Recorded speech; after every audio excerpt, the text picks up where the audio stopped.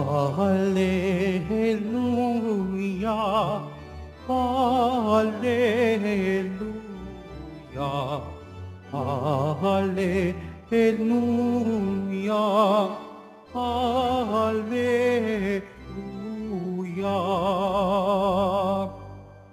Jesus Christ became poor, although he was rich, so that by his poverty you might become rich. Hallelujah, Hallelujah, Hallelujah, Hallelujah.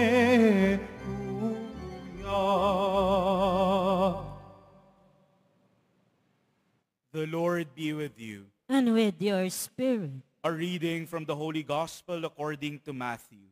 Glory to you, O Lord. Jesus said to his disciples, "No one can serve two masters.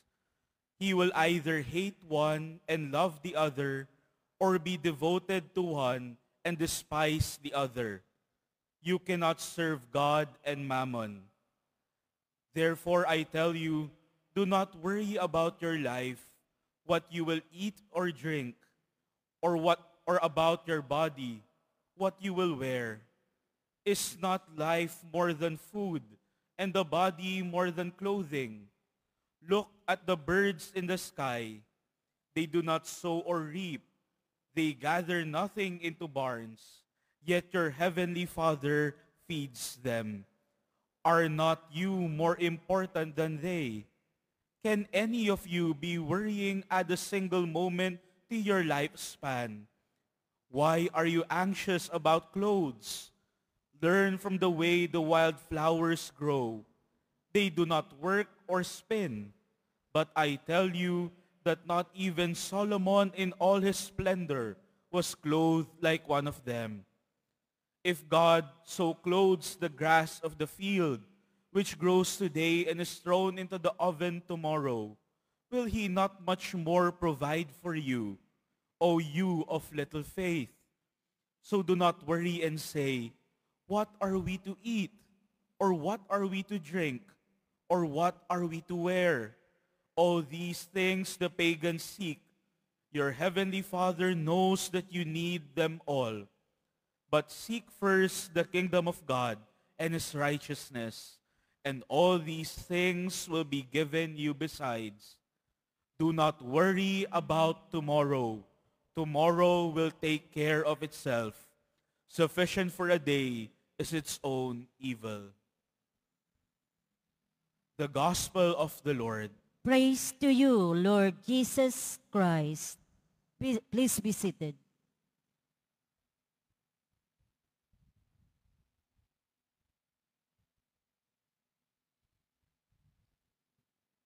Magandang umaga po, good morning po, good afternoon, good evening po sa lahat ng mga nanonood via live streaming sa Quiapo Church, sa banal na misa natin ngayon. And we are airing this, of course, Mass, live streaming, because this is a Pilgrim's Mass, we call this, as we also cater to the needs of our kababayan, especially those in abroad. Ayan po. The Gospel says no one can serve two masters. He will either hate one and love the other. Do you remember the song? Sana dalawa ang puso ko, hindi na sana nalilito. Kung sino sa inyo. Sana daw dalawa ang puso. Pag nagkaroon ng dalawang puso ang tao, wala nang problema na po yung mga mayroong extra. Wala nang problema yung mga may third wheel. Ayan. Ano. Yung may mga, sabi nila, ano yung word doon? Kulasisi ba tawag doon? Ayan, ano. Wala nang problema kasi dalawa daw ang puso eh. Pero is it really possible for a human person to have two hearts? While we have a lot of organs in pairs, we have a pair of ears, nostrils in our nose, we have a pair of eyes, pair of arms, legs, we have a pair of liver, lungs, and a lot more. Almost like 80% of a human body come in pairs. But why with only one heart? The science would tell us one protected muscular heart is enough for the human body. Hindi daw kailangan ng dalawang puso. One good functioning muscular heart is enough to sustain the body. At ang sabi nga, kung sakaling magiging dalawa ang puso ng tao, there will be problems. Because as we all know, the heart is responsible in pumping blood in the whole of the human system. Kapag dalawa yung nagpa-pump, there could be this it would rather be not synchronized. Ika nga pag dalawang makina iyan nagpa-pump, pwedeng magkaroon ng dysfunction. It won't work well. Baka malunod ang sistema ng katawan. It will produce further harm to the human person. And so, the human body is designed to have only one pumping muscles to bring the blood and oxygen to keep life in a human person. Kaya gaya ng ating santo, si Saint Aloysius Gonzaga. Si Saint Aloysius Gonzaga was a very patient, humble person. He is loving God and serving God secretly. He is attending to the sick, to those in need, in secret. He would not divulge and brag about the many things he's been doing to other people. But he had a kidney sickness, a disease. His kidney caught disease. But though he had an ailing kidney, his life went on because his kidney is in pair. Dalawa ang kidney niya, kaliwat kanan. Bakit kaya ginawa ng Diyos?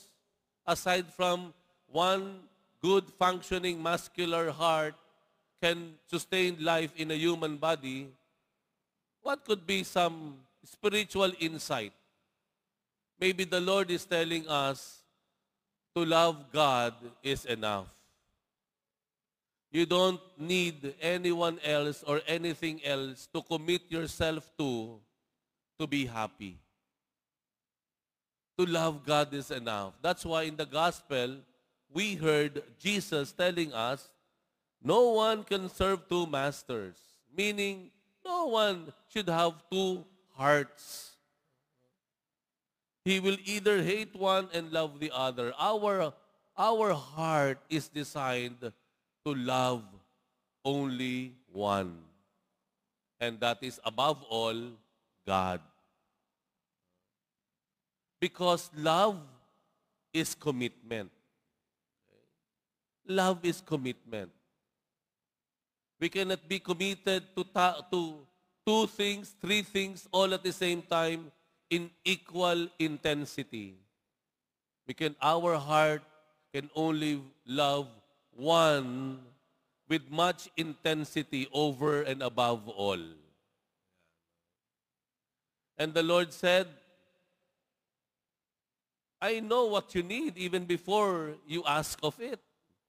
The gospel would tell us and prove to us that we need not to worry because God is looking after our needs. The Lord said He knows what we are to drink and what we are to eat.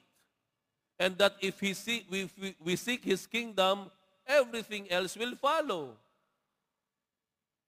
Telling us, God is just telling us, loving me is enough. I can provide you with everything that you need to be happy and to be at peace. You need not to love money